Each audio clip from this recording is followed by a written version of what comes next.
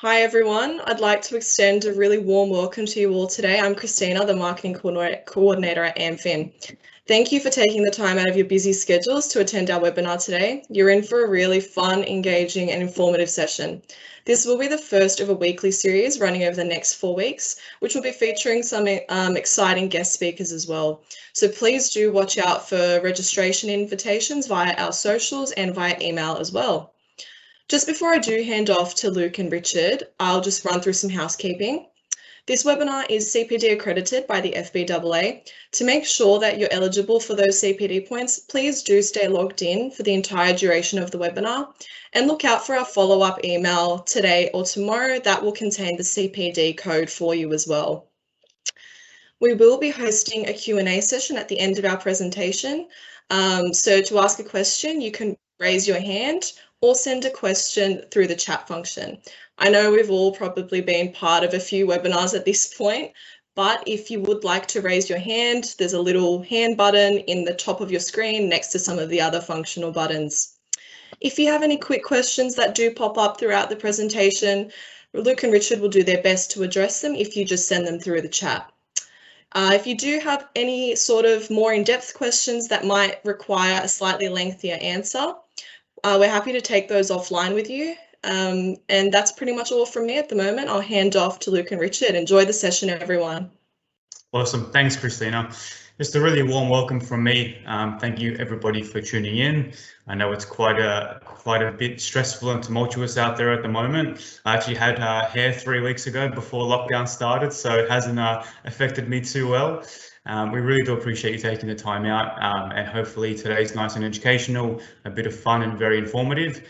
For our referrers that are on here and also our BDMs and partners, we do appreciate your attendance and your support so far. I look forward to a good session. Good morning all. So as Luke so eloquently put it, welcome to our first official webinar into asset finance, delivered by the self-proclaimed two best looking gentlemen in asset finance. Well, maybe Luke doesn't actually think that anymore. On a serious note, look, I've been a part of the AmFin journey now for the best part of 8 months. I'm extremely excited to share some knowledge about AmFin and asset finance and hopefully have a little fun in the process. So today we'll be covering fundamentals around asset finance and more importantly, what it is we do at AmFin. We'll start with consumer versus commercial deals in the asset finance space and the difference between them. We'll then move to the range of assets we finance. We'll finish off with the role of AmFin, including our core values and what to expect from your consultant. And then we'll have a final where we will be able to ask Q&As. I'll hand over back to Luke now, who'll take us through the consumer versus commercial space. Awesome. Thanks, Rick. So guys, just to kick things off, the essence or main difference between consumer and commercial is the regulation. So consumer loans are regulated by the National Consumer Credit Protection Act 2009, which requires us as an asset finance provider to do quite a few more steps up front that we don't have to do in the commercial space. These things include requirements and objectives, privacy form, credit guide and quote, CPD, so the credit proposal document, and a preliminary assessment. Something to note is when it comes to requirements and objectives, it's essentially our team identifying what the client wants out of the loan. So these can be things like low exit fees, a lower rate, very fast approvals. We just have to identify that we've had some investigation as to why we've selected one lender and not another. So really important. In terms of the other forms that the NCCP includes, it discloses things like the maximum fee that we can charge, estimated commissions, referral payments, our lenders, complaints handling, things like that. In addition, a preliminary assessment is essentially like a serviceability calculator where it discloses the client's application as well as whether they can service the loan. This is one of the most important documents in the NCCP process. If ASIC ever have an issue or a question around a deal, this is one of the first things they ask for, just to make sure that the client can service, and we've done our investigation up front, so very important to note. Also, guys, consumer loans, they are more for personal use, so things like family cars, if you're driving your kids to school or driving to and from work, any leisure assets, stuff that you use over the weekend, so caravans, jet skis, motorbikes, those kind of things are often, consumer loans that we would do. They always require evidence of income. So a point of note is that if you are self-employed, you still can get a consumer loan if you're a CEO or if you're a director or if you hold a trust. The only difference here is that you will require evidence of income, so things like notice of assessment, tax return, those kind of documents will be required, but you can still definitely get a consumer loan. The other big difference is the exit structure. So consumer loans have a set exit structure that's predetermined at the start of the loan. So often these are a fixed fee that reduces over the life of the loan on a pro rata basis. Some lenders at the moment are also offering no exit fees at all, which is quite competitive. So something to think about there. Moving on to commercial loans, these are almost the distinct opposite. So they're used for business use, so income generating assets that are in line with the client's business and business function.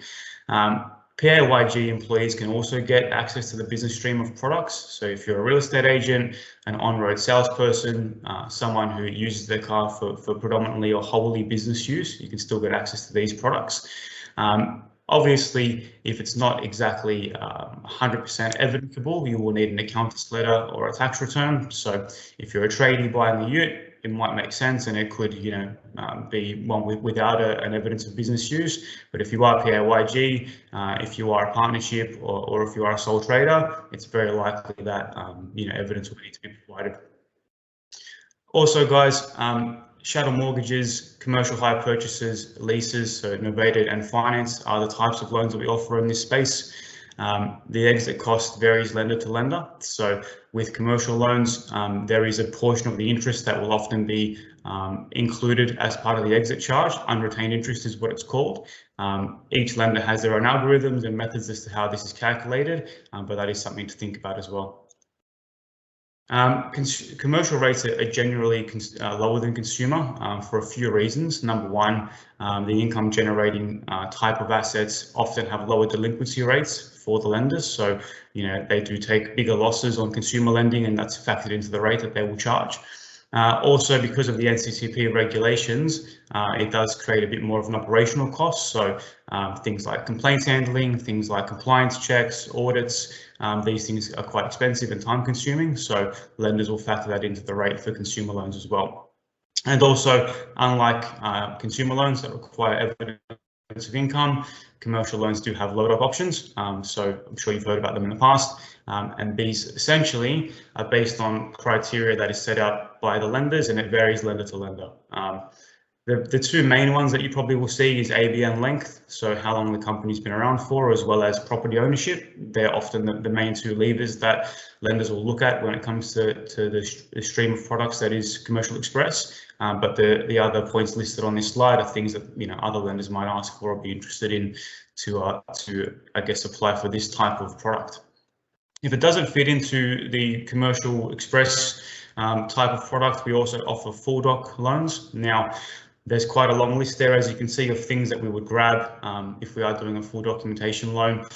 Each lender has their own requirements and own preference in terms of what they would ask for. Obviously, the more the better when it comes to documentation. So essentially anything that's going to help us identify that the client is creditworthy, anything that will help us sell the deal, work source letters, contracts, anything forecast that can show future income coming out of this deal will definitely help us get it done. If you ever have a question around, load up policies for some of our lenders, all of our consultants in our team are here to assist and discuss that further. I'll pass over to Rick now just to discuss some of the assets that we finance and go through what we do here at AmFin. Thanks, Luke. So guys, as you can see on your screen, I'm about to take you through the different types of assets we finance here at AmFin. I just want to make a quick note. Those photos that you see up on your screen are not just random photos Luke or myself found on the internet.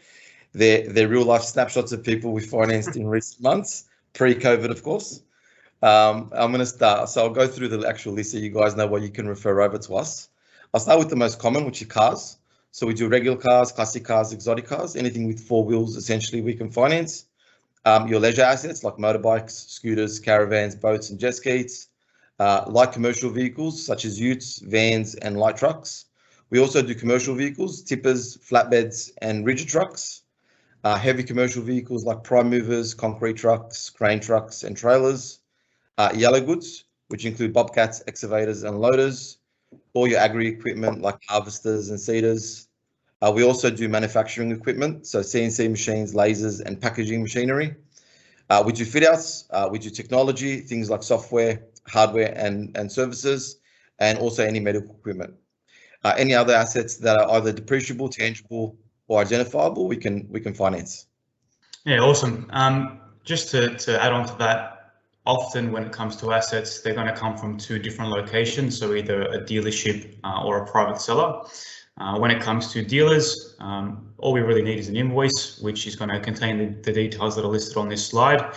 Just a point of note, when it comes to our lenders, all of them pretty much will go off the build date as opposed to the compliance date. So a lot of European vehicles are kind of made towards the back end of the calendar year. So if you come to us with an asset that's December 2011, but it's complied 2012, most of our lenders will consider that to be a 2011. So something to think about when it comes to load up policies and things that are strict with regards to age of asset. The build date is what takes precedence. Aside from that, things like odometer, making sure that any deposit or trade is listed, make sure that all the information is there so we can get things documented accurately and not have to go back and forward and request different things. So that's a pretty comprehensive list there, and if it's all there, that's pretty much all we need from a dealer sale perspective. Moving on to private, so we will handle all the private sale discussions for you.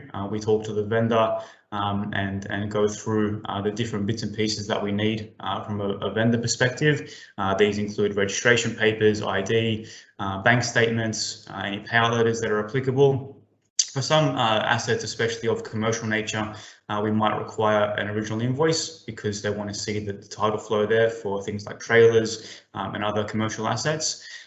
Aside from that, the biggest question that we get asked when it comes to vendors is, why do you need my bank statement? It's one that comes up quite regularly. The answer to that really is the lender wants proof, without doubt, that the person who owns the asset is the one that they are actually paying. We can't just send them an email with BSB and account, otherwise I'd put my details in there and I'd be walking away with a lot of money, which they want to obviously be careful of. So whenever I speak to a vendor and they say why, it's actually more to protect the vendor from the money going missing or not actually hitting their account, and making sure that it is all accurate. So just something to note. Another really important thing for private sales is that when it comes to ownership, registration does not actually constitute ownership. If there's a title flow that shows the original invoice going to somebody else, or potentially a current finance agreement that's in a different person's name, we have to be dealing with the person who has the finance agreement or the original invoice that was addressed to them. So it happens often with regards to family members. You might have John who has an asset, but he's registered to his brother's name, Bob. If John still has the finance owing and who was the person that the invoice was originally addressed to, the asset is still with John and we have to discuss everything with him. So registration is a bit more flimsy and actually doesn't take precedence in these situations. One other thing to note, just taking a step back from a dealership perspective, if there are dealers that are a bit smaller or they aren't recognised by certain lenders, private sale conditions can also apply. So they might want a Verimoto or a Red Book for the asset. In addition to that, if the dealer is not accredited with a certain lender, they want a bank statement or a deposit slip and an accreditation form to get them set up, which we can organise for you. Just something to think about, because when it's right at the end of the process and the client's ready to collect their car, we want to get this stuff checked, as early as possible, so they don't expect to collect the vehicle on Saturday and the dealership's not recognised, and then there's another 1 or 2 days turnaround there that we have to add on because of the accreditation process. So just something to think about there. I'm going to hand over to Rick now just to discuss what to expect from AmFin. For those who have dealt with us in the past, you probably have a good understanding of this, but for those who haven't, Rick's going to go through that now. Thanks, Luke. So guys, what you can expect is a call within 15 minutes of receiving a lead. These are SLAs we've worked hard to maintain and ones we're extremely proud of. We call on behalf of your business. So essentially what that means or what that looks like is, if I'm making a call, it's hi, I'm calling on behalf of John's Brokerage. He mentioned you were looking for asset finance. How can we help you today? We act with efficiency, professionalism, and as an extension of your brand.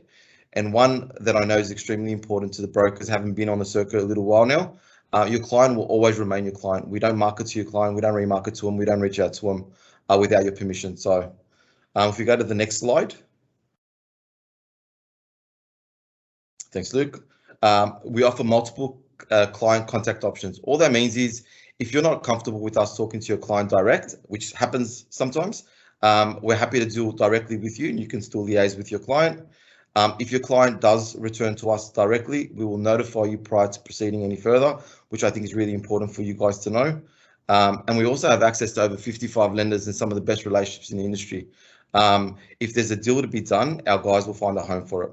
Yeah, for sure. I might just add in there also with the client contact options. I know from a mortgage broking perspective, some of these clients, have been on your books for 15, 20 years. You've done multiple, loans for them. They're very comfortable speaking to you. So if it's a situation where you want to remain in contact with the client at all times and you want us to do the background work and just facilitate, we can definitely do that, because we do understand that, your book is very important to you, and these relationships are something that you've established over a very long time. So something that's very important. Okay, now our core values. Look, having come from a large organisation myself, embedding values in the workplace I feel is extremely important to the overall success of any business. I'm going to actually walk you through AmFin's values and the mottos that we actually live and breathe by. 1, we are responsible. Look, like any other industry, sometimes things don't go always as planned, but when that does happen in this space, we're all 100% accountable. We'll all do what we can to rectify the situation as quickly as possible. 2, we are bold. Guys, no matter what happens, no matter the situation, we'll always look to do things differently and challenge the status quo to ensure we get the best outcome for both yourself and your client. 3, we are customer experience. If anybody knows George Dibb, and a lot of you might, you'll know that AmFin was actually built on providing a seamless customer experience on every interaction. That's our mantra. That's what we drill in our guys every single day. It's what we pride ourselves on. And it's what we promise to deliver on every call. And 4, we are one team. It's probably one of the most engaged teams I've been a part of, to be fair. We're all aligned, we're all focused, we're all working towards the same goal. Regardless of what consultant or leader you speak to in this business, the level of service we expect is exactly the same. It won't change. And I'll just finish off by saying, I think the purpose of me speaking about these values is really an opportunity to interact with you guys again after the first interaction. We want your first interaction and every interaction with us to showcase these values. Now, what I'll do is I'll pass back over to Luke, who'll talk through the role of a consultant. Yeah, awesome. Just before I move on to the consultants, guys, I just want to take a step back and talk about the we are responsible value. It is something that's very dear to me and very important for the entire team at AmFin. We take accountability very seriously. And as Rick mentioned, things don't always go 100% smooth in asset finance or in finance in general. I'm sure everybody on this call can attest to that. But in my opinion, it's how you bounce back and how you handle those conflicts and problems when they do arise. And for those referrers that are on this call at the moment, I'm sure you guys have had that experience where something has probably gone astray or gone not as smooth as expected. All of our team here are committed to bouncing back very quickly, rectifying mistakes, taking ownership, and just making sure that if there's something that we can do to improve the service or fix a problem, that we'll do it. We're all very, very committed to that, and it's instilled in the entire team, from the front desk all the way through to the CEO. Now, in terms of the consultants, for those who have dealt with me before, they would understand my position as their leader. I take looking after them very seriously, and I make sure that the values that I hold are instilled in them, and they also then get transferred over to your client and to yourself. I want to just quickly touch on some of the hallmarks of these values and go through, I guess, a bit of an insight as to how we approach your customers. First one is care. This is really important because we all are humans, especially now more than ever with all the stuff that's going on. We've all been thrust into this situation that is COVID. And I think now more than ever, we're all on the same page. We like to make sure that we come across warm, we build rapport with your customers and just make sure that they get a really good, warm experience from our guys. We also act as an extension of your brand. We want you as a referrer to be proud of referring to AmFin and making sure that when you send that client over to us, you have the confidence that it's going to go well and they're going to get the same treatment as if they were speaking to you directly. We keep you informed every step of the way. So every update that there needs to be, every status change, whether it's now approved or there's any bits of movement from a deal perspective, you're across all of those. We keep you very informed and up to date. We also run all quotes by you prior to actually delivering them to the client. That's something that's really important and that we've definitely honed over the years. Pricing is so sensitive and clients have certain expectations out of the deal. So we like to really just make sure that as the referrer, you're on the same page as us before we deliver any options, just to make sure there's no dissonance there. We are accurate.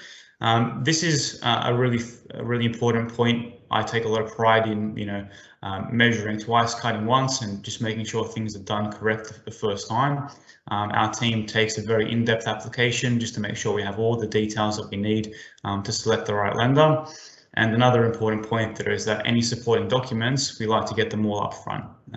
There's nothing worse. I'm a customer too, and when I have things fed to me in dribs and drabs and in small increments, it is frustrating. So we like to make sure if the stuff that we need from your client, it's all addressed in one email, it's all up front, and there's not too much back and forward, just to make things as smooth as possible.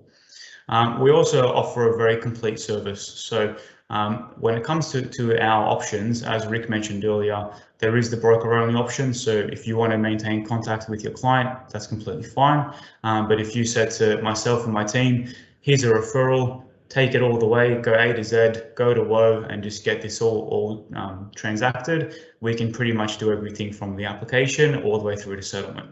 That includes getting the client approved, that includes dealing with dealerships, private sellers, any requests for information, settlement documentation, pretty much everything in the process we can handle if that's what you want us to do.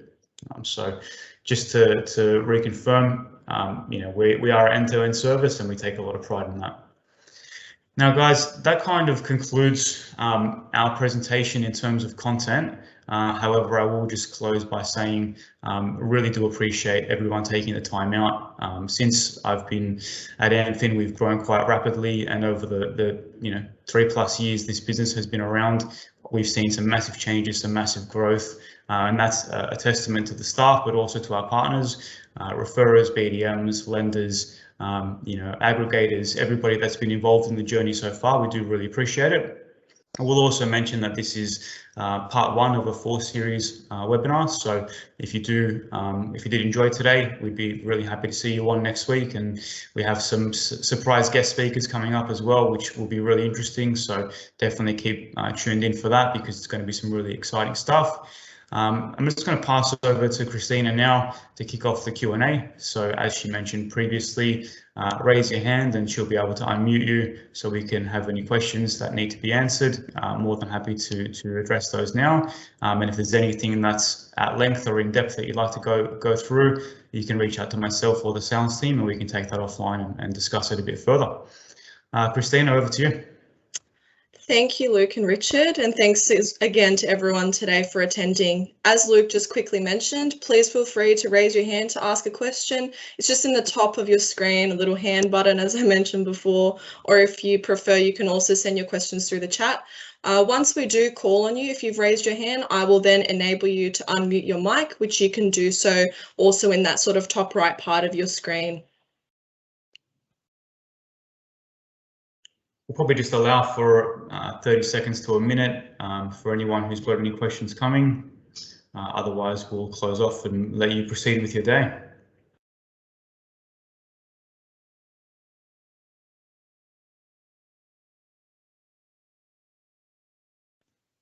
We've just had someone pop through in the lobby. I'll just admit them.